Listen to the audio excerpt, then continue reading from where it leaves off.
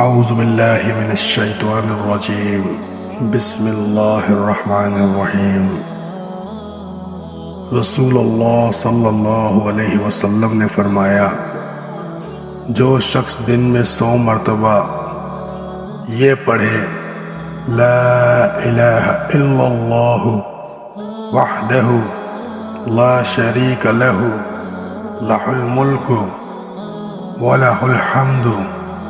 وَهُوَ عَلَى كُلِّ شَيْءٍ قَدِيرٌ، اسے 10 غلام آزاد کرنے جتنا ثواب ملتا ہے، 100 نیکیاں لکھی جاتی ہیں، 100 گناہ مٹا دیے جاتے ہیں، اور وہ دن بھر شیطان سے محفوظ رہتا ہے۔